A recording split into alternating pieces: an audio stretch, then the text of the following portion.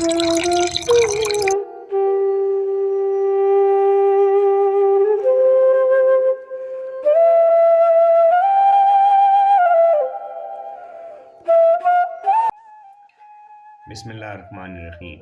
मैं हूं यासीन चौधरी और आप देख रहे हैं हमारा यूट्यूब चैनल डिस्कवर चकवाल। आज हम आपको जिस मुकाम पर लाए हैं, ये चकवाल का एक इंतहाई खूबसूरत मुकाम होने के साथ साथ एक सदियों बल्कि हज़ारों साल कदीम रूहानी मुकाम भी है। अभी इस एक बुलंद तरीन पहाड़ में जो आप गार देख रहे हैं, ये गार बाबा फ़रीद गंज शकर रहमतुल्लाह अलैहि के नाम से मंसूब है। और इस गार पर हमारे 7-8 साल कबल कुछ व्लॉग और कुछ डॉक्यूमेंट्रीज़ आप हमारे फेसबुक पेज पर देख सकते हैं। और जैसे आपने शुरू में देखा कि इस इलाके में एक चिलागाह भी है और चश्मा भी है। ये इलाका बाबा फ़रीद गंज शकर रहमतुल्लाह अलैहि और बाबा हज़रत सुल्तान बाहू रहमतुल्लाह अलैहि के नाम से भी पहचाने जाने वाले इलाकों में से है।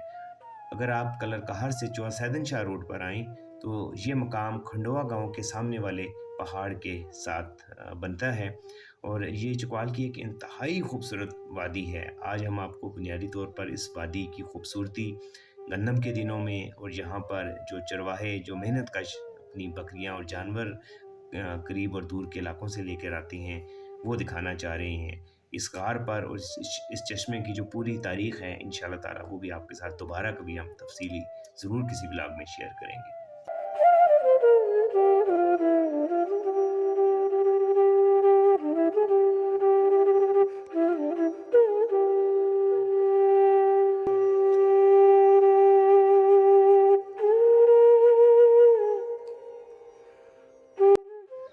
ढलती शामों में इन वादियों की चरागाहों में घूमते जानवर और इनके चरवाहे जब भी आप दूर दराज से देखें या इन जंगलों में से गुजरते देखें, तो बहुत खूबसूरत एहसास दिलाते महसूस होते हैं। चकवाल में ऐसी वादियों की तादाद सैकड़ों नहीं बल्कि हज़ारों में है।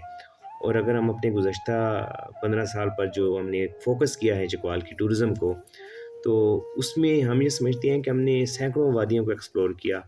लेकिन अभी भी शायद हम चकवाल की जो खूबसूरती या खूबसूरत इलाके या पहाड़ों के बीच में जो वादियाँ हैं, शायद उसमें से 5% भी एक्सप्लोर नहीं कर सके। यहाँ अगर आप इसकी खूबसूरती को देखें, तो आप इसको दुनिया की खूबसूरत तरीन मकामात से बआसानी कंपेयर कर सकते हैं।